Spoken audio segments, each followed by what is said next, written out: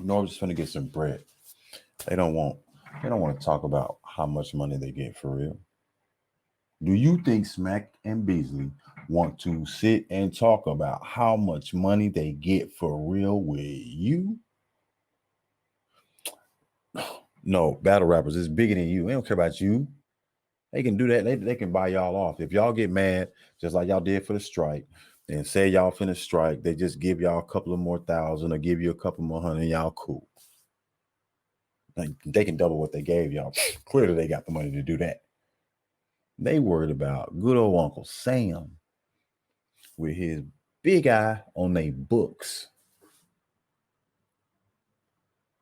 EJ, always. We rock with you long ways all day. Representing that wave gang. And y'all all know what's that wave thing. Logged up to the block down. Got the intro for the fans now. So subscribe now. Hit the like too. For the 1-9 like I'm Juju. Your mother's brother. And your grandmother's good looking son. And your grandmother's. It's your Uncle EJ, always your mother's brother and your grandmother's good looking son. I keep trying to tell y'all, Norbes has leverage. Leverage. It's a tight situation for URL now. Real tight. It's real tight. You know, a lot of y'all are just pseudo lawyers. I'm not a lawyer, but some of the verbiage that they're speaking of is, you know, just because y'all know about a limited liability corporation or partnerships or sole proprietorships doesn't mean you know anything about what's actually acceptable as a contract in law.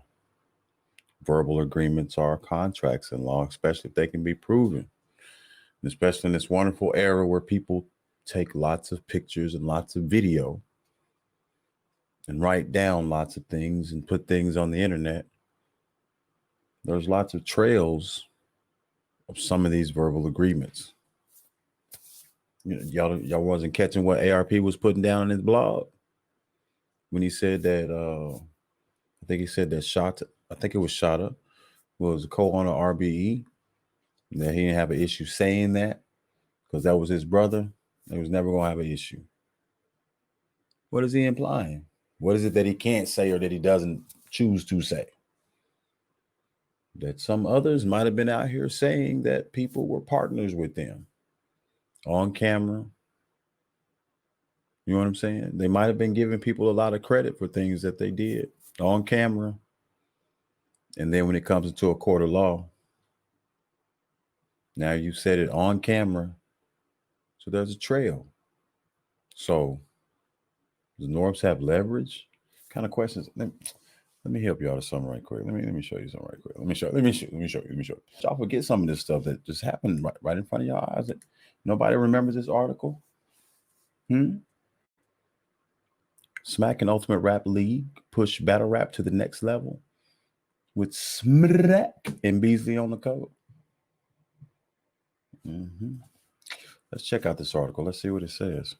For some of you who may not remember. This article was published May 10th, 2016. Emmanuel C.M.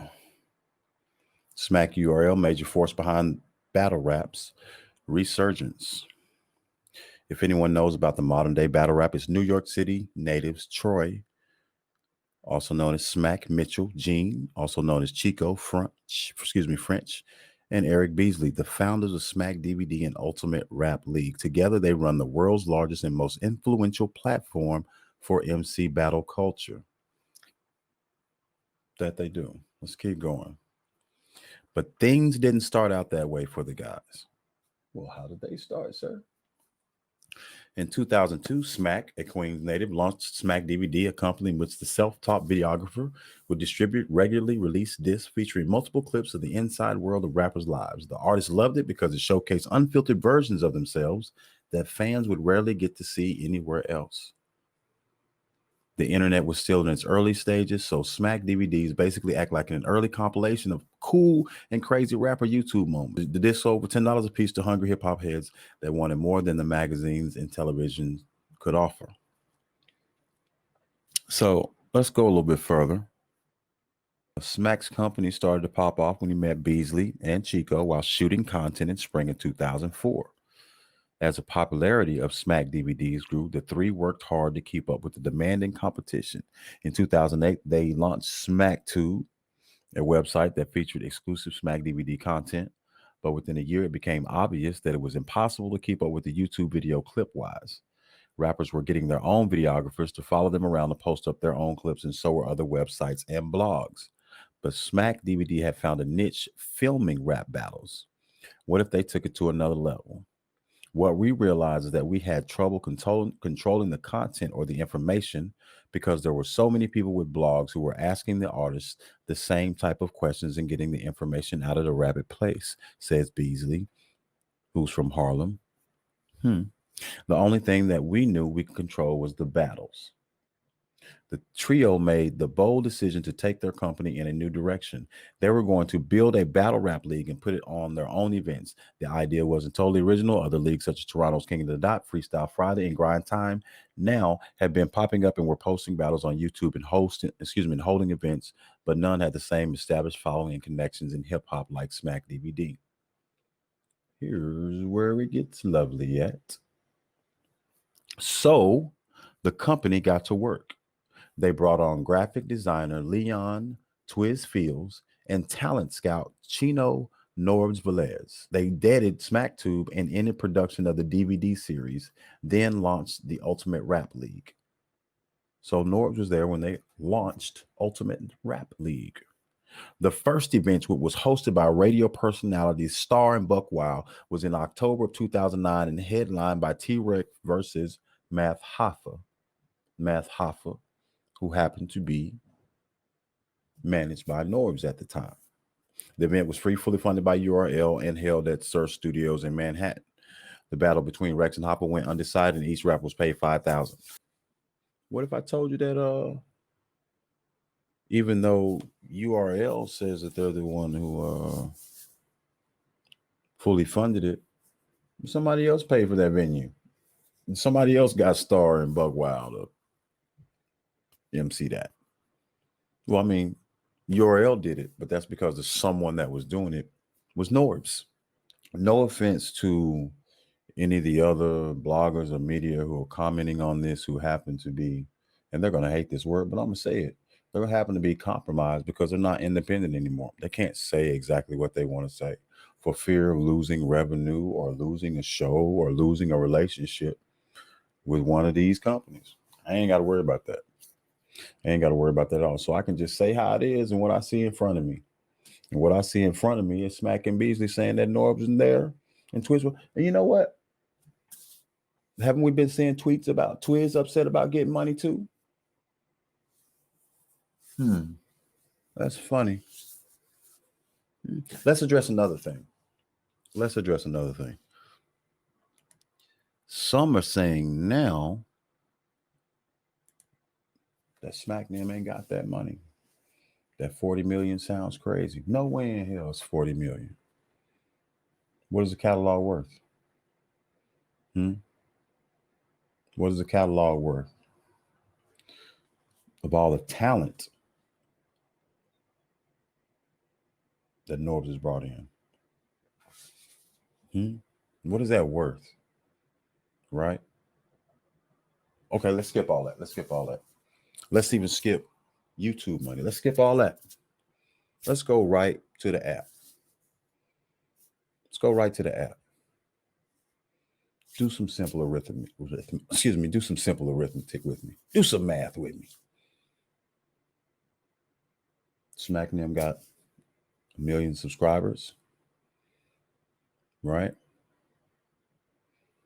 Let's say they can get 10% of their 1 million subscribers to pay for the app. Just 10% of their 1 million subscribers. So we're talking about 100,000 people. 100,000 people willing to pay $8 for an app every month. That's $800. That's $800,000 a month off just the app, right? Multiply that times 12. Yeah, $9.6 million $9.6 million. $9.6 million. If they only got 10% of us to buy the app, right? Okay, what if only 5%? Divided by 2, you're still talking about $4.8 million just from the app. Just from the app. So if you only get 5% of your subscribers to pay for the app every year, you make almost $5 million a year.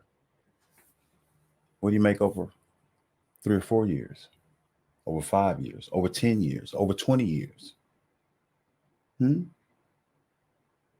Whose intellectual property is the app? You see where I'm going? So while y'all saying 40 million is some crazy number, looks like they got 5 at least right there just from the app, bro. That's based on a wild low number, 10% of your million. What if it's 30%? So you see why when they go talk to Caffeine, and Caffeine talked about, we want the rights to broadcast your battle rap or your material live. Smack them ain't talking to them about thousands of dollars. They talking about millions, bro. They talking about millions.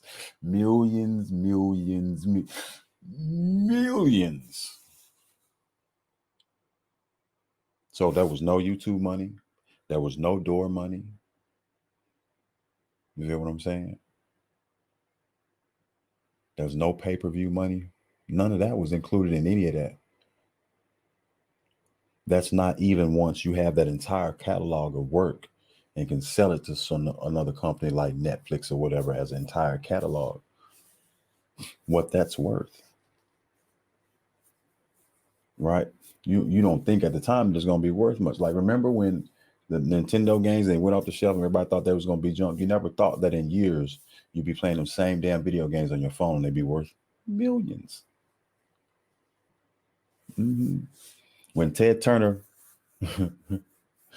bought all those old movies, nobody knew Ted was going to be a billionaire with those archives of movies that were just sitting on the shelf. Yeah, it's content. It's content. It's created content that people will watch now and in perpetuity, depending on how you frame it, right? Right? Ain't they constantly remastering music and putting it back out? Constantly remastering movies and putting them back out? Who's getting that money? 40 million. What y'all missing is the 10% in perpetuity. How much is 10% in perpetuity? What URL partner with Caffeine tends to make over the next 50, next 60, forever how long the company exists. Norbes' great grandchildren could be getting money. What if the number that he gets is just 5%? 5% of URL in perpetuity. Plus the million. I'm telling you, Norbes is going to get some bread. They don't want to talk about how much money they get for real. Do you think Smack and Beasley want to sit and talk about how much money they get for real with you? No, battle rappers is bigger than you. They don't care about you. They can do that. They can buy y'all off. If y'all get mad, just like y'all did for the strike, and say y'all finna strike, they just give y'all a couple of more thousand or give you a couple more hundred, y'all cool. Like, they can double what they gave y'all. Clearly, they got the money to do that. They worried about good old Uncle Sam with his big eye on their books. Because the arbitrator can say, let me see all that. Let me see all that. Yeah, I hear you talking. Let me see all that. PayPal accounts, bank accounts, checking accounts, all. Let me see all of that. All your assets. Let me see everything you got coming in. Where is it going to? What did you do with this money this day? Where did that go? Who has this? Who paid taxes on that? They don't want that. They don't want that. That could end up costing a whole lot of money all across the board. So I'm telling y'all, what you'll probably never hear is what happens, because URL is probably going to write a check that's so nice, it's going to come with an NDA. And that NDA is going to say, yo, we'll give you this money, but you're going to have to shut up. Because we don't want nobody to know everything you know. Plus, we don't want Uncle Sam looking at how much money we actually make. 10% of $1 million, $8 a month, $9.6 million on the low side. Y'all better wake up. Oh, y'all, and then did y'all forget that I'm gonna share this tidbit too, because y'all just be forgetting stuff. I just have to bring it to your window, bring it to your recollection. To your recollection, you know, like does everybody forget? Like, I mean, they changed his name to Snitch Star, but it says right here. Oh, in the right-hand column, Ultimate Rap Lead, Industry Battle Rap, Founders, Troy Mitchell, Eric Beasley, Chico, and Norbes.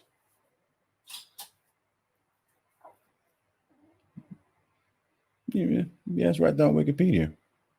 Yeah, like, even though somebody changed his name to Snitch Star, his name is still on there as a founder. How do you fire a founder? Y'all can part ways, but y'all finna have to split up stuff. And Norbes just wants his cut. Can you blame him? Can you blame him? Do you really think it was about twerk and a baby mama? Is that what you think it was about now? That's small stuff. That's got nothing to do with millions. But that is a way to use as a scapegoat. To be like, let's just cut him out of these millions. Yeah, they big. Yeah, I'm telling y'all, battle rap is big boy style now. It's big business now. Yeah. When billionaires see stuff making people millionaires, they want a piece of it. Yeah, they want a piece of it. Battle rap is big business. Battle rappers, you better get someone to represent you. There is large money out here.